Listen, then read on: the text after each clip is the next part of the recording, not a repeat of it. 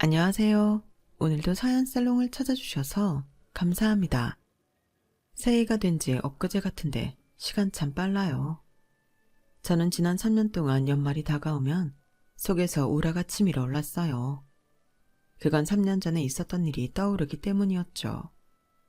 살면서 누군가를 죽이고 싶을 만큼 미워해 본 적이 없었는데 그때는 그럴 수만 있다면 그러고 싶을 정도였어요. 제가 이렇게 몹쓸 마음을 품게 만든 건 바로 제 시어머니였어요.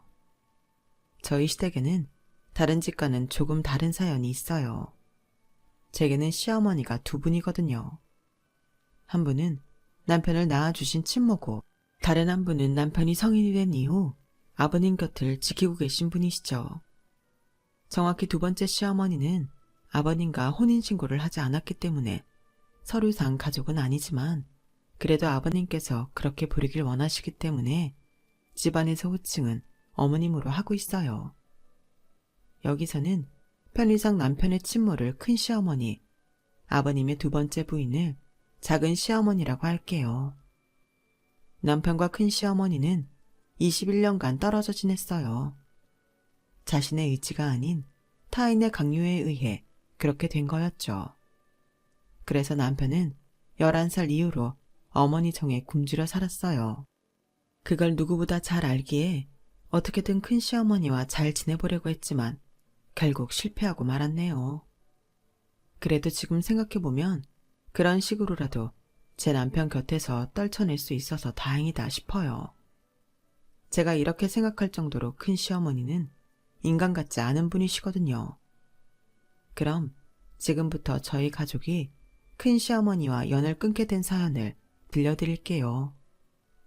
남편과 제가 인연이 된 건 저희 엄마가 반찬 가게를 시작하면서부터였어요.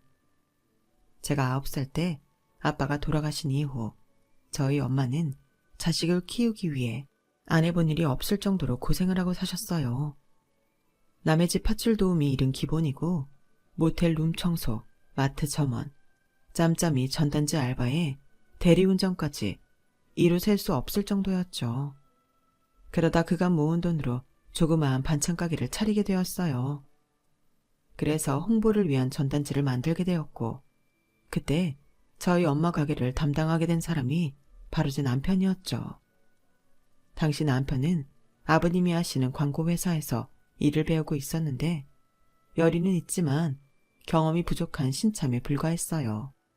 그런데 그래서인지 고작 저렴한 전단지 하나 의뢰했을 뿐인데도 수시로 가게까지 찾아와서 직접 컨셉 사진도 찍어가고 주변 상권까지 분석해서 판매 전략까지 제시해 주더라고요. 너무 과하게 일을 해주는 통에 엄마랑 저는 혹시 추가 요금을 요구하는 게 아닐까? 걱정이 될 정도였어요. 나중에 안 사실이지만 이미 그때부터 남편은 저한테 마음이 있었더라고요. 그래서 그렇게 저희 가게 일에 열심히 했던 거죠.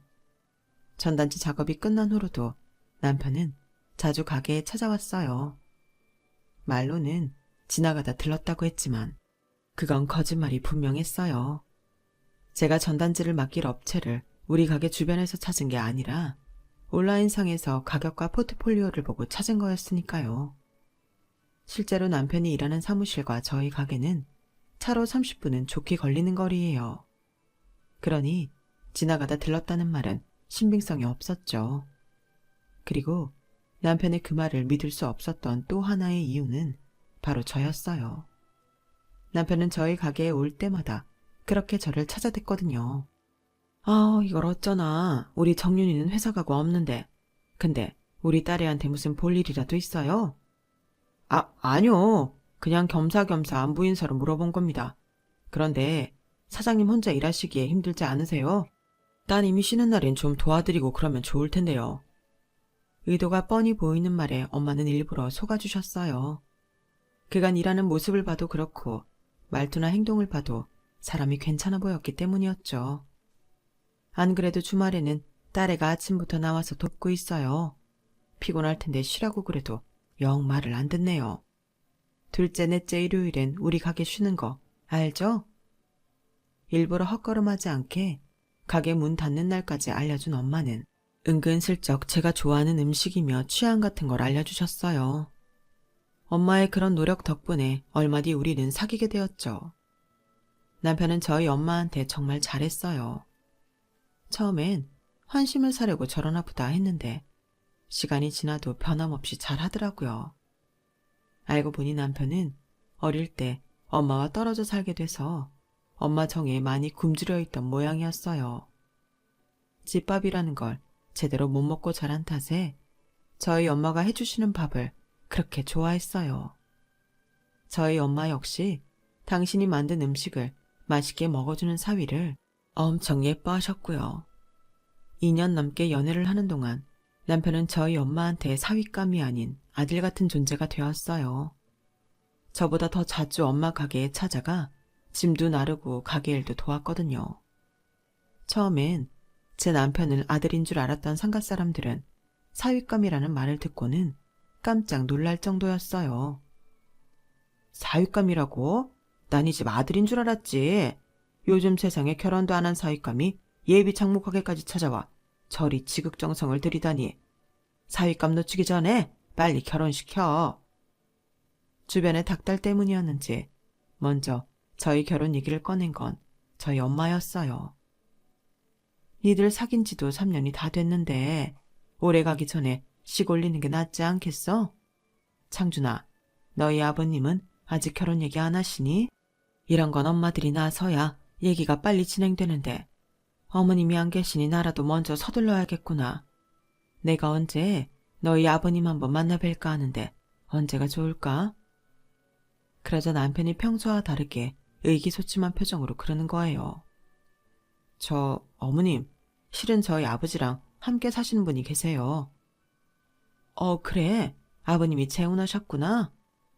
아니요, 그건 아니고 서류상으로는 아직 남남이신데 함께 사신 지는 2년 조금 넘었어요.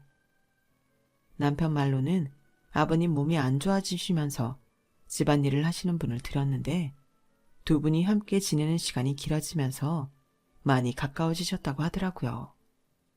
그렇다고 정식 부부도 아니고 고용주와 고용인 관계도 아닌 애매한 상태라서 우리 결혼 문제를 맡기는 건 좀 어려울 것 같다더군요.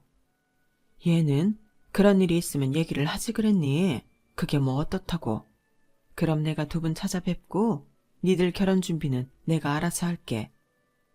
엄마는 애써 아무렇지도 않은 척 제 남편을 다독여 주셨어요. 그리고 얼마 뒤 양가 부모님이 만나 결혼 문제에 대해 상의를 하셨고 그해 가을 우리는 식을 올릴 수 있었어요. 아버님께서 신혼집으로 아파트를 사주시겠다고 했지만 우리 부부는 거절을 했어요. 아버님이 내건 조건 때문이었죠. 생각 같아선 한 몇 년 니들을 데리고 살고 싶다만 창준이 이 녀석이 싫다고 하니 어쩌겠니. 대신 내가 우리 앞동에 아파트 하나 사줄 테니 조석으로 자주 들러라. 주말엔 집에 와서 아침이든 점심이든 한 끼는 꼭 같이 먹고 그래야 네 어머니하고 정도 금방 들 거 아니니. 그 말이 떨어지기가 무섭게 남편은 한숨을 쉬었어요. 아버지, 집은 저희 힘으로 알아서 할게요. 그리고 전 저 아주머니랑 정들일 생각 없어요. 아버지가 좋다고 하시니까 함께 사시는 건 간섭할 생각이 없지만 저한테까지 어머니로 받아들이란 말은 하지 마세요. 전에도 말씀드렸지만 저한테 어머니는 저를 낳아주신 분뿐이니까요. 이놈의 자식이 너 내가 그렇게 말을 했는데도 아직 네 친모 타령이냐? 그리고 아주머니가 뭐야 아주머니가. 딴 건 몰라도 이 사람한테 함부로 구는 건 절대 용납 못한다. 세기 너도 마찬가지야. 결국 부자지간의 말다툼을 끝으로 집은 우리 돈으로 우리가 원하는 지역에 구하는 걸로 결정이 났어요. 남편은 기왕 이렇게 된 거 제 친정 근처에 집을 얻자고 하더라고요. 그래서 친정에서 5분 거리에 있는 신축 빌라로 결정하게 되었죠. 그 바람에 아버님은 결혼식을 준비하는 내내 불편한 심기를 감추지 않으셨고 저희 엄마는 많이 미안해하셨어요. 창준아, 네 마음은 내가 잘 알겠는데 그래도 이거는 아니다 싶어. 네 아버님이 몸도 편찮으신데 근처에 살면서 자주 찾아뵙는 게 낫지 않겠니?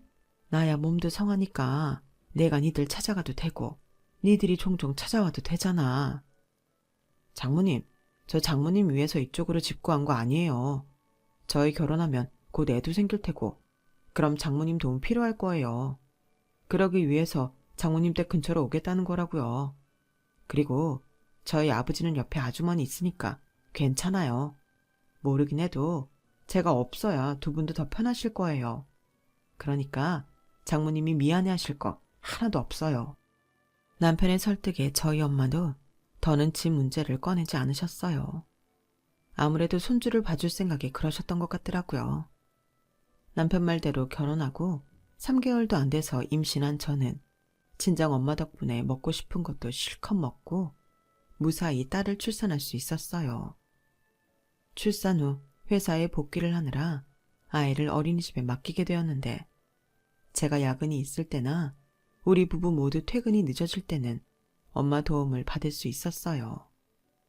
게다가 반찬도 늘 엄마가 해다 주시기 때문에 저로서는 많이 의지가 되었죠. 하지만 시아버지 눈에는 저희가 제 친정만 끼고 사는 걸로 보였나 봐요. 한 번은 제게 전화를 하셔선 그러시더라고요.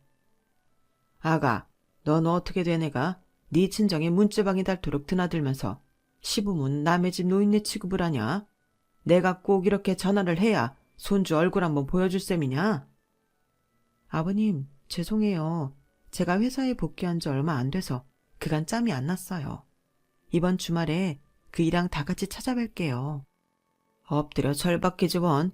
장준이 아남자니 그렇다 치더라도 넌 명색이 며느린데 시부모를 이렇게 홀대하면 쓰겠니? 아무리 내 아들놈이 망나니처럼 군다고 해도 너는 며느리 아니니? 당연히 시부모 무서운 줄 알아야지. 내 다른 건 몰라도 나는 내 아내한테 함부로 구는 건 용서 안 하니까 네가 알아서 처신하길 바란다. 아버님은 제가 작은 시어머니한테 시어머니 대접을 안 해드리는 게 많이 서운하셨나 봐요. 제 입장에선 시부모 눈치도 봐야 하고 남편 눈치도 봐야 해서 많이 껄끄러워 그랬던 건데 말이죠.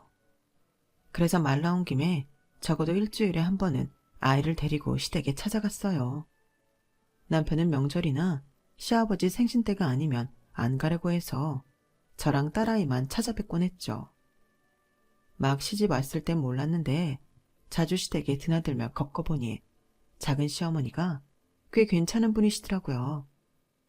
저희 아버님과는 한 고향에서 나고 자라 어릴 때부터 동네 오빠 동생으로 지내셨다고 했어요. 그러다 결혼 후 서울에 자리 잡고 살다가 우연히 길에서 아버님과 마주치게 됐다고 하더라고요. 얼마나 반가웠는지 몰라. 서울에 아는 사람 하나 없이 남편 하나 믿고 살았으니까. 그러다 하루아침에 교통사고로 남편이랑 아들을 잃고 혼자가 됐는데 살아야 될 이유가 없는 것 같더라고. 약도 먹어보고 미친년처럼 차도에도 뛰어들어가 봤는데 살 사람은 살게 돼 있는지 모진 목숨이 끊어지질 않는 거야. 그런데 하루는 오빠가 집으로 찾아왔더라고. 이러고 있지 말고 자기 일 좀 도와달라나? 지금이야 번듯한 광고회사가 됐지만 그때까지만 해도 동네 간판집이었어. 거기서 직원들 밥도 해먹이고 은행 심부름도 하고 그러다가 오빠 집에 드나들면서 창준이 밥도 해먹이고 그랬지. 그때 창준이가 중학생이었는데 그때까지만 해도 나한테 살갑게 굴었어. 엄마 정이 그리워서 더 나를 따랐는지도 몰라. 그런데 딱 거기까지더라고. 오빠가 뇌졸중으로 쓰러지고 살림을 합치게 됐는데 그때부터 날 보는 창준이 눈빛이 달라지더라고. 자기 엄마 자를 뺏으려는 나쁜 계모로 보는 거지. 내가 창준이었다고 해도 쉽게 새엄마를 받아들이기 힘들 거야. 담담하게 자신이 살아온 얘기를 들려주시는데 같은 여자로서 안 됐고 불쌍하더라고요. 그래서 남편과 가까워질 수 있도록 종종 자리를 마련해보자 싶었는데 남편이 한사코 거절을 하는 거예요. 너까지 왜 그래? 나 그 여자 절대 엄마로 인정 못해. 애초에 우리 집에 드나든 이유부터가 불순한 여자라고. 우리 아버지가 돈 좀 굴리고 산다니까 팔자 고치려고 달라붙은 거 너 모르겠니? 젊고 쌩쌩한 남자 두고 반신불수에 다 늙어 빠진 남자랑 결혼하겠다는데 그 속을 어떻게 믿냐고. 생각해보면 우리 엄마가 그렇게 집을 나간 것도 다 그 여자 때문인 것 같아. 그러지 않고서야 멀쩡한 엄마가 자식까지 버리고 집을 나갈 이유가 없잖아. 제 괜한 참견 때문에 자극을 받아 그랬는지 남편은 친모를 찾기 시작했어요. 경찰서를 찾아가 유전자 등록도 하고 업체를 고용해 본격적으로 말이죠. 그렇게 시간이 흘러 저희 딸이 4살이 되던 해 드디어 남편이 친모를 찾게 된 거예요. 경찰을 통해 유전자 등록으로 찾은 건 아니고 업체를 통해 찾아낸 거였죠. 그동안 그렇게 찾을 수 없었던 건 어머님이 한국이 아닌 외국에서 살고 계셨기 때문이라고 하더군요. 오랜 시간 미국에서 사시다가 한국에 정착한 어머님은 가족도 없이 혼자 작은 오피스텔에서 살고 계셨어요. 그래서 한동안 재혼도 않고 혼자 살아오셨나 보다 했는데 그건 아니더라고요. 딸아이는 미국에서 대학을 다니고 있고 남편은 올해 몇 달 뒤에 들어올 거야. 퇴직한 지 얼마 안 됐는데 그쪽 집이랑 부동산 같은 걸 정리해야 해서 나 먼저 들어왔어. 혼자 있는 동안 집도 좀 알아보고 해야 해서 일단은 이렇게 지낸다. 근데 네 아빠가 나 만난다니까 뭐라고 안 하든? 어머님은 생각보다 담담하게 제 남편을 맞으셨어요. 그래서인가 좀 이질감을 느끼게 되었죠. 대개 이런 상황에선 현재 당신의 상황 얘기보다는 오랜 시간 떨어져 지낸 아들에 대한 그리움이나 미안함에 대한 얘기가 있기 마련이니까요. 그건 남편도 저와 비슷한 생각이었나 봐요. 어머님을 뵙고 집으로 돌아오면서 남편이 그러더라고요. 엄마는 내가 그립지 않았나 봐. 내가 어떻게 지내는지는 물어보지도 않으시네. 몇 년간 애타게 찾았던 엄마를 만났는데도 남편은 무척이나 외로워 보였어요. 그럼에도 떨어져 지낸 시간을 보상이라도 하듯 남편은 매일같이 어머님을 찾아갔어요. 심부름도 해드리고 부동산 중개소에도 같이 따라다니며 어머님의 한국살이에 도움을 드렸죠. 그런데도 어머님은 마치 돈 안 들이고 부릴 수 있는 비서를 대하듯 제 남편과 거리를 두셨어요. 제 눈에는 그런 모습이 참 낯설게만 느껴지더라고요. 엄마, 우리 시어머니 말이야. 좀 매정한 분이신 것 같아. 20년 넘게 헤어졌던 아들을 만났는데도 눈물은커녕 보고 싶었다는 말 한마디 안 하시는 거 있지? 마음이 없어서 그러시겠니? 자식 앞에서 미안해 그러시겠지? 글쎄, 그건 아닌 것 같은. 심지어 우리 예서를 보고도 한번 안아주시지도 않던걸. 오히려 작은 시어머니가 더 친엄마 같더라니까. 그때까지만 해도 저희 엄마는 큰 시어머니를 좋은 쪽으로 보려고 노력하셨던 것 같아요. 아무렴 자식 키우는 엄마가 자식과 생이별을 했는데도 마음에 응어리 하나 안 적겠나 하면서요. 원래 표현이 서툰 분일지 모른다며 제 남편 앞에선 절대 그런 소리 하지 말라고 하셨죠. 그래서 엄마 말대로 성격상 그런 것뿐이라고 생각하기로 했어요. 그런데 몇 달 뒤 미국에서 어머님 남편과 딸이 왔다는 소식을 듣고 찾아가 봤더니 어머님이 지금까지와는 완전 다른 표정으로 계시더라고요. 남편과 딸 앞에선 세상 둘도 없고 애교 많고 살가운 어머니로 변해 있었거든요. 그 모습을 본 남편은 애써 웃고 있었지만 눈은 슬퍼 보였어요. 특히 방학을 맞아 함께 들어온 딸을 대할 때 어머님은 저희 엄마보다도 더 딸바보처럼 보이셨어요. 제니퍼, 새로 산 핫팬츠 너무 근사하다. awesome, really awesome. 엄마는 제니퍼가 모델인 줄 알았어. 지금까지 내가 본 모델들보다 우리 딸이 훨씬 더 매력적이야. 제 눈에는 흘러내린 뱃살과 터질 것 같은 허벅지밖에 안 보이는데 어머님은 온갖 수식어를 동원해 칭찬하기 바빴어요. 반면에 제 남편한테는 눈길조차 주지 않더라고요. 마치 불청객을 대하듯 말이에요. 그동안 그 집을 구하느라 부동산 중개소도 수십 군데나 찾아다니며 발품을 팔았던 남편은 고맙다는 말도 못 들은 채 눈앞에서 친모의 단란한 가족들을 구경해야 했어요. 그건 마치 상처 입은 사람의 가슴에 길고 날카로운 칼을 계속해서 찌르는 것처럼 잔인해 보였어요. 그래서 식사를 마치자마자 남편을 이끌고 그 집을 나왔죠. 나 더는 못 참겠어. 아무리 당신을 낳아준 분이라지만 내 남편한테 함부로 구는 꼴 더는 못 봐. 여보, 우리 그냥 어머님이랑 연락 끊고 살자. 어머님 만날 때마다 당신 상처받는 거 나 싫단 말이야. 제 말에 남편은 아무 대답도 하지 않았지만 그 속을 제가 모르겠어요. 피 한 방울 안 섞인 저도 이렇게 화가 나는데 자식인 남편은 말해 뭐 하겠어요. 그나마 다행이라고 해야 할까요?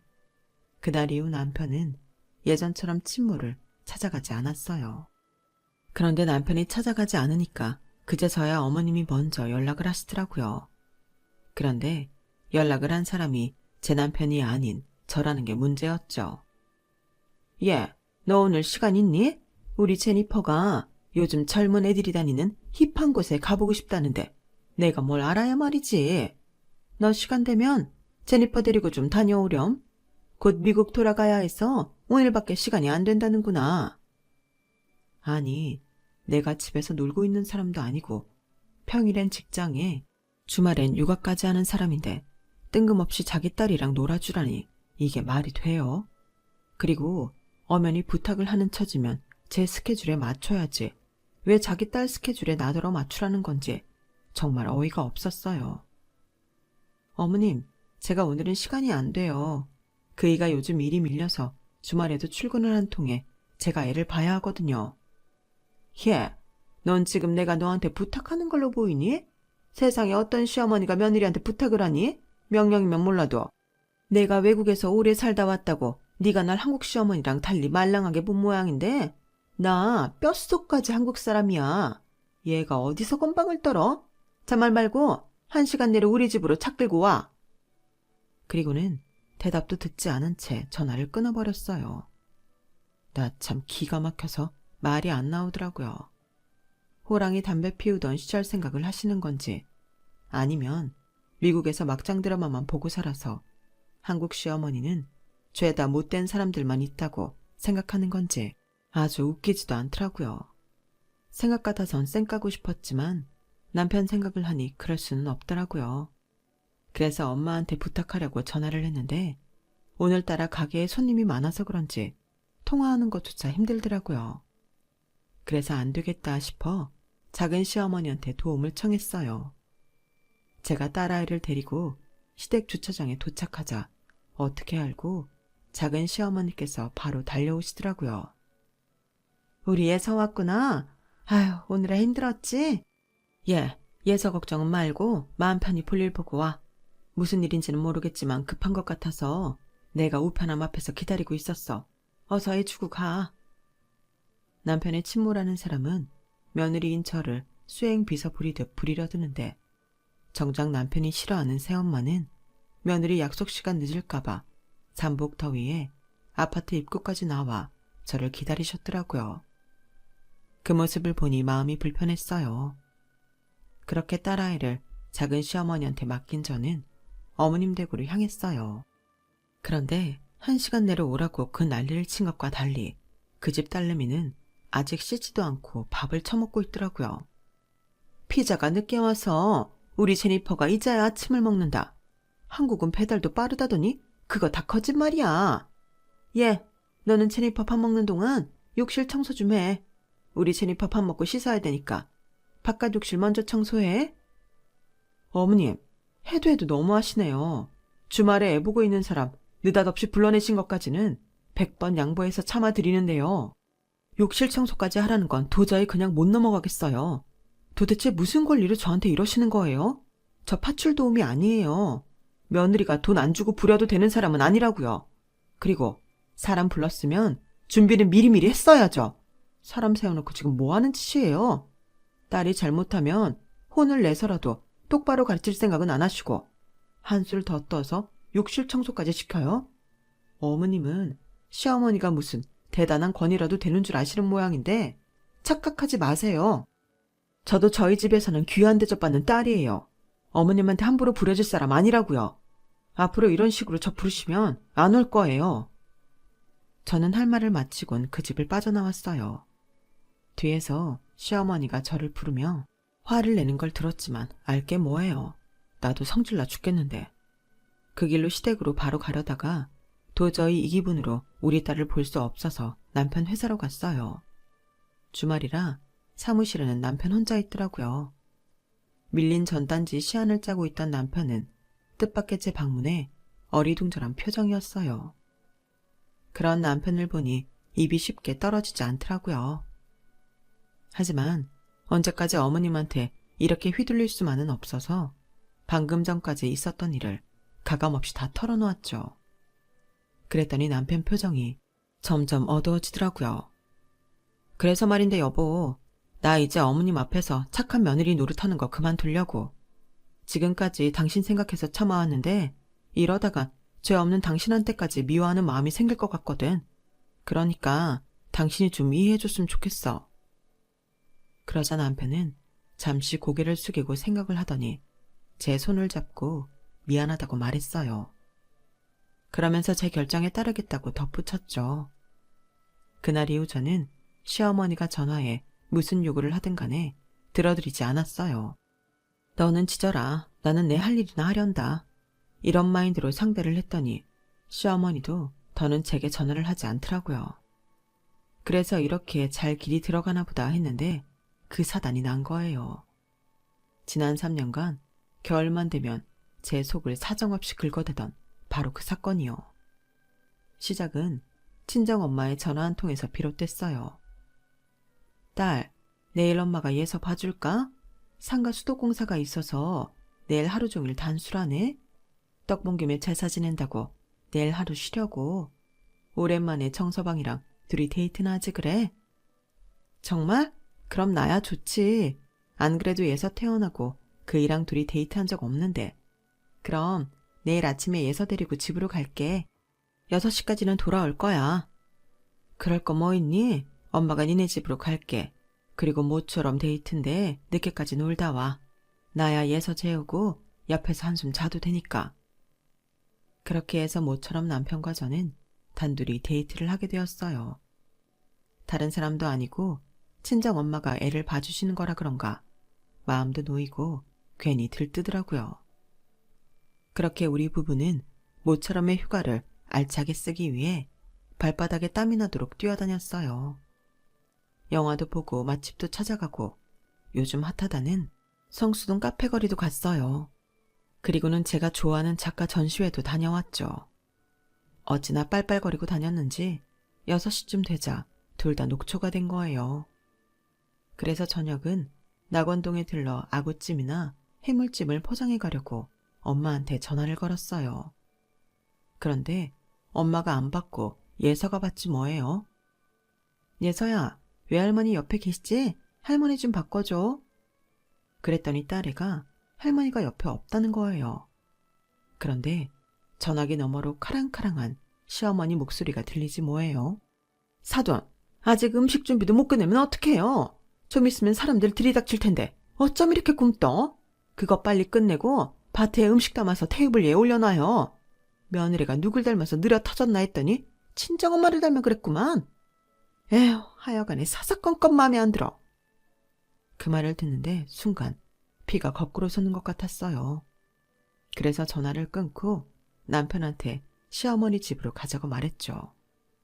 시어머니가 사는 아파트로 가는 차 안에서 저를 통해 상황을 전해들은 남편은 미리부터 속단하지 말고 직접 가서 상황을 보자고 하더군요. 하지만 이미 제 머릿속에는 우리 엄마가 처해 있는 상황이 너무나도 선명하게 그려졌어요. 도대체 그 인간이 어떻게 우리 엄마를 불러내 그 집에 데려갔을까? 그게 궁금할 뿐이었어요. 시어머니 댁에 도착한 우리 부부는 아파트 입구에서 벨을 눌렀어요. 그러자 겨울방학이라 한국에 들어와 있던 그 집 딸이 인터폰으로 누구냐고 묻더군요.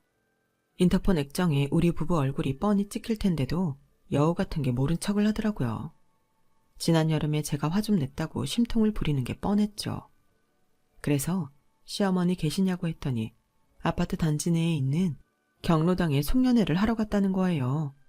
그래서 그럼 내 친정엄마랑 예서는 어디 있냐고 물었더니 귀찮아. 우리 마음이 불렀으면 마음이랑 같이 있겠죠. 그만 좀 묻고 가세요. 나 바빠. 그리곤 인터폰을 꺼버렸어요. 그 엄마의 그 딸이라고 어쩜 그렇게 지 엄마를 닮아서 싸가지가 없는 건지. 아무튼 저랑 남편은 아파트 입구에 있는 경비실에 들러 경로당 위치를 물었어요. 그랬더니 거기선 오늘 아파트 노인회에서 송년회를 하기 때문에 노인회 회원이 아니면 못 들어간다고 하더라고요. 그래서 동호수를 대고 시어머니 만나러 왔다고 했더니 그러는 거예요. 아, 미국에서 오신 노인회 신입 회장님 자녀분이시구나.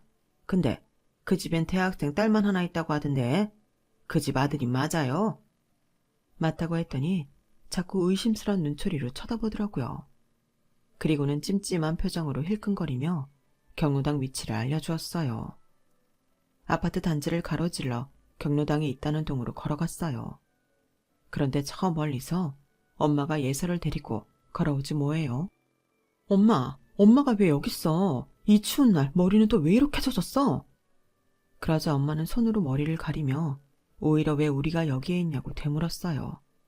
그러자 예서가 얼른 대답하더라고요. 아까 엄마한테 전화 왔었어. 예서가 받았는데 그치 엄마? 그러자 엄마 얼굴이 빨갛게 달아오르더라고요. 일단 밤바람이 차서 엄마랑 예서를 차에 태웠어요. 그리고는 자초지종을 물었죠. 그러자 엄마가 제 남편 눈치를 보고는 말을 안 하는 거예요. 그 모습을 보고는 남편이 얼른 편의점에 다녀온다며 예서를 데리고 차에서 내리더라고요. 남편이 눈치껏 자리를 비워주자 엄마가 한숨을 푹 쉬셨어요. 그리고는 얘기를 시작했는데 얘기를 듣는 내내 심장이 미친 듯이 날뛰고 목 뒤로 뭔가가 뻗쳐 오르는 것 같은 기분이 들더라고요. 얘기인즉슨 이랬어요. 그날 예서랑 저희 집에서 TV를 보고 있었는데 시어머니가 집으로 찾아왔다더라고요. 목적은 저를 데려다 일을 부려먹으려는 거였는데 우리 부부가 일이 있어 같이 나갔다는 엄마 말을 듣고는 대신 저희 엄마를 데려간 거였죠. 시어머니는 아파트 내 노인회에서 신임 회장직에 올랐는데 남은 회비로 송년회를 하기로 했던 모양이에요. 회원들은 다들 근처에 잘하는 음식점에 가서 식사하고 노래방에 가는 걸 원했지만 시어머니가 독단적으로 경로당 내에서 캐터링 서비스를 불러 홈파티 형식으로 하자고 한 거죠. 자기가 미국에 살면서 파티를 하도 많이 주최해봐서 파티 여는 데는 도사라고 하면서요. 그런데 그렇게 자신만만하게 소리쳤으면 당신이 알아서 할 일이지. 그걸 저한테 떠넘기려다가 뜻대로 안 되니까 저희 엄마를 데려가서 일을 시켰던 거예요. 반찬 가게를 할 정도로 음식 솜씨가 좋은 엄마지만 평생 듣도 보도 못한 종류의 파티 음식을 해내라고 하니 잘할 수가 있나요? 내가 참 이 나이 먹고 그런 욕을 다 듣다니. 글쎄 네 시어머니가 나보고 멍청이라더라. 내가 아무리 대학은 못 나왔다지만 그래도 고등학교 때 공부는 제법 했잖니. 근데 네 시어머니가 내가 못 알아듣는 줄 알고 영어로 스투피드라고 욕을 하는 거야. 그뿐인 줄 아니? 말끝마다 뻑이니 뭐니 욕을 해대는데 내가 정말 네 시어머니 자리만 아니었으면 그 자리에서 머리채 잡았다. 점심밥도 안 먹이고 반나절을 내일 일을 시켜놓곤 수고했다는 말도 없이 택시비 10,000원 주면서 가보라더라. 그래, 그깟 돈 상관없어. 근데 글쎄 사람들 앞에서 나보고 창피하다고 사돈이란 소리 절대 하지 말라지 뭐야. 그러면서 사람들 앞에서 나를 파출도움이라고 소개하는 거 있지. 예서 앞이라 내가 꾹 참았다만 정말 억장이 무너지더라. 그 말을 하면서 엄마는 끝내 눈물을 흘리셨어요. 그 모습을 보니 제 속에선 피눈물이 흘러내렸죠. 잠시 뒤 남편과 예서가 차로 돌아왔길래 남편을 데리고 경로당으로 향했어요. 거기까지 가는 동안 저한테 자초지종을 전해들은 남편은 한숨을 쉬며 손바닥으로 마른 세수를 해댔죠. 자기가 들어도 기가 차서 말이 안 나오는 상황이었으니까요. 경로당에 가보니 다른 사람들은 다들 평상복을 입고 있는데 시어머니랑 그 남편만 드레스에 연미복까지 차려입고 한껏 잘난 척을 하고 있더라고요. 꼴에 노인네 회장이랍시고 되도 않는 영단어 몇 개 섞어가며 혓바닥을 굴리는 시어머니를 회원들은 인상을 찌푸리고 쳐다보고 있었어요. 그러다 한 분이 손을 번쩍 들고는 따지듯 묻더라고요. 신임 회장님한테 묻겠습니다. 우리 회비가 꽤 남은 걸로 아는데 설마 이 정도 음식 차리는데 그 돈이 다 들어간 건 아니죠? 그리고 말이 났으니 말인데 우리가 애들도 아니고 죄다 쿠키니 비스켓, 초콜릿에 케이크 쪼가리 뿐이니 이걸 누구 먹으라고 준비한 겁니까? 여긴 유치원 송년회 자리가 아니라 노인회 송년회 자리라고요. 그러자 시어머니가 표정을 굳히며 말했어요. 아, 촌스럽게 왜 이러시나 몰라. 언제까지 한국 사람들은 송년회라고 삼겹살에 소주나 마셔대며 놀 겁니까? 그거 너무 촌스럽지 않아요? 내가 미국에서 오래 살아서 그런지 몰라도 난 그렇게 연말 파리를 하는 건 저질이라고 생각해요. 우리 좀 글로벌하게 세계화에 맞는 방식으로 놀 수 없어요? 그리고 쿠키랑 케이크가 어때서요? 저거 전부 오가닉 재료로 만든 거라서 재료비는 좀 비싸도 건강에도 얼마나 좋은지 몰라요. 내가 오가닉 재료의 비건 제품으로 준비하느라 코스트코에 몇 번을 왔다 갔는지 몰라. 거기 회원권 없이는 못 들어가는 거 아시죠? 내 회원권까지 써가며 좋은 재료 사다 날라서 만들었더니 고맙다는 말은 못할 망정. 돈 다 썼다고 타박이나 하고. 사람이 그러면 못 써요. 벌 받아요. 우아한 손동작까지 해가며 시어머니는 되려 질문을 한 분한테 면박을 주고 있었어요. 하지만 그분도 만만치 않은 분이더라고요. 거참, 그래요. 그쪽이 미국에서 얼마나 오래 살다 왔는지는 모르겠지만 로마에 가면 로마법을 따르라고 했어요. 그쪽 부부가 한국에 살러 왔으면 한국식으로 송년회 준비를 하는 게 도리 아닐까요? 애초에 회원 대다수가 음식 잘하는 식당에서 저녁 먹자는 제안을 했음에도 회장 독단으로 여기서 파티를 연 거 아닙니까? 그럼 최소한 회원들 식성은 따라줬어야죠. 근데 이게 뭡니까? 이딴 거에 200에 가까운 돈이 들었다는 걸 우리 보고 믿으란 겁니까? 코스트코요? 아이고, 이 보세요. 누구는 거기 회원권 없는 줄 아십니까? 여기 계신 분들 대부분이 거기 회원권 가지고 계세요. 거기가 뭐 대단한 곳이라고 유세를 떨어요. 고작해야 창고형 대형 마트일 뿐인데 안 그래요? 뭐 기왕 말 나온 김에 그럼 영수증 좀 봅시다. 영수증 대조해서 회비가 얼마나 들어갔나 확인 좀 하자고요. 그러자 시어머니 얼굴이 하얗게 질리더니 버럭 소리를 질러댔어요. 아니, 이 사람들이 정말 사람을 어떻게 보고 이래? 내가 영수증 보여주면 댁들이 계산은 제대로 할 줄 알아? 다 늙은 영감탱이가 덧셈이나 제대로 하겠냐고. 그러자 지금까지 어머니를 몰아세우던 어르신이 피식 웃으며 그러시는 거예요. 다 늙은 영감탱이라도 그 정도는 합니다. 내 비록 퇴임은 했지만 10년 전까지 국립대에서 수학을 가르쳤던 사람인데 그거 못하겠습니까? 그러자 장내에 있던 어르신들이 껄껄대며 웃으셨어요. 웃지 못하는 건 시어머니와 그 남편뿐이었죠. 뭐 나 정도로는 믿음이 안 간다고 하면 다른 분들이 하셔도 되겠네요. 그쪽이 뭘 모르는 모양인데 우리 노인회에 통계학과 출신도 있고 경영학 박사님도 있고 변호사님도 있으니까 계산할 인재 걱정은 안 해도 될 겁니다. 아, 정 여사님은 교감으로 퇴임하시기 전에 수학 교사 생활도 하셨죠? 그럼 우리 수학 선생님이 하셔도 되겠네. 늙었다고 무시하면 안 돼요. 다들 그쪽만 못해서 가만히 있는 거 아닙니다. 미국에서 살다 온 걸 대단한 훈장처럼 생각하는 모양인데 여기엔 외국 유학생을 한 사람들도 많고 그쪽 부부처럼 미국이나 캐나다에서 오래 살다 오신 분들도 많아요. 그러니까 아파트 노인회라고 해서 만만하게 보고 공금 횡령할 생각이었다면 안 하는 게 좋을 겁니다.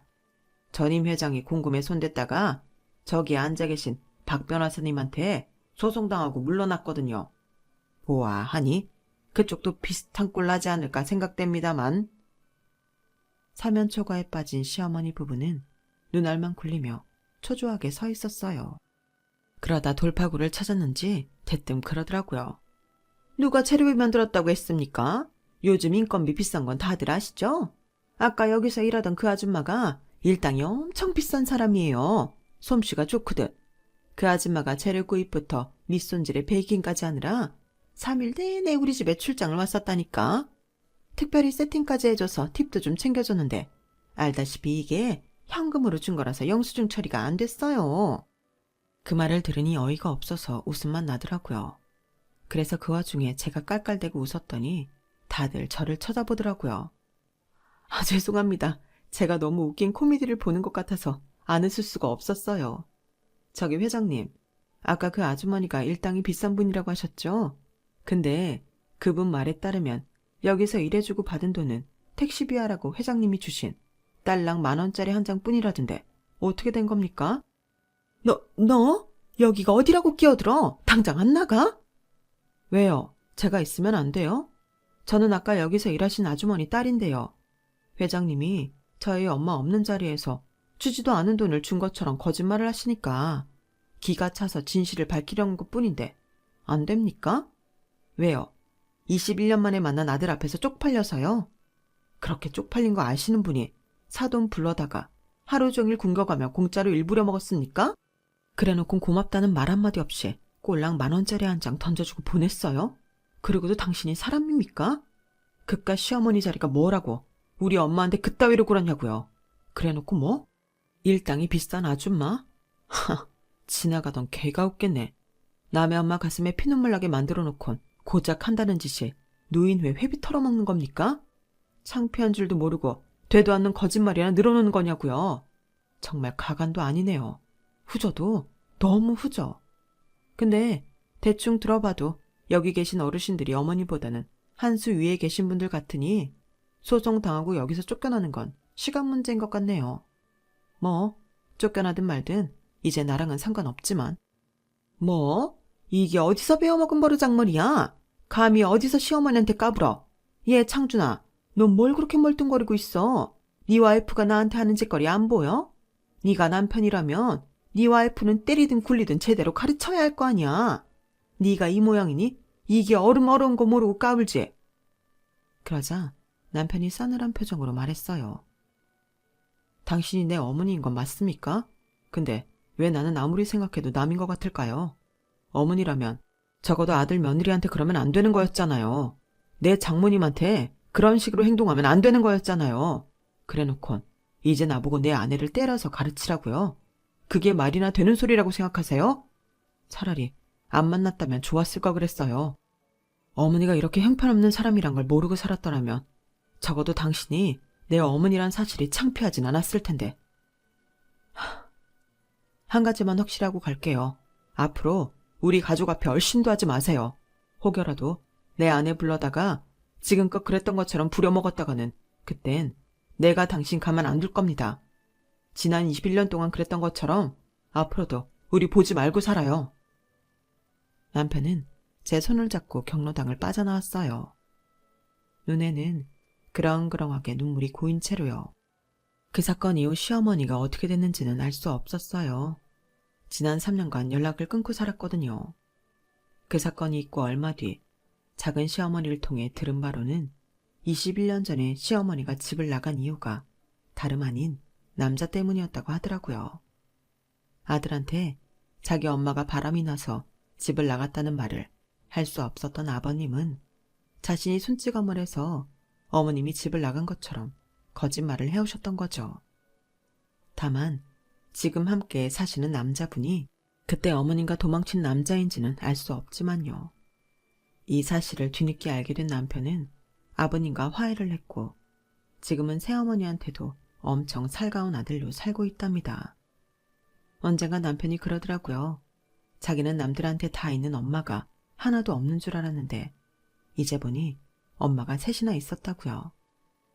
하나는 낳아준 엄마, 두 번째는 키워준 엄마, 그리고 세 번째는 자신에게 아내를 만들어준 엄마. 이렇게 3명이나 있으니 세상 부러울 게 없다고요. 비록 낳아준 엄마는 이렇지만 그래도 2명의 엄마가 있으니 든든하다네요. 나보다 더 친정엄마를 아껴주는 우리 남편 고마워요. 지금까지 제 사연을 들어주셔서 감사합니다. 따뜻한 가족 옆에서 항상 행복하세요. 여러분, 사연 댓글에 응원과 현명한 조언 부탁드려요. 좋아요와 구독은 저에게 큰 힘이 됩니다. 오늘도 좋은 일 가득하세요.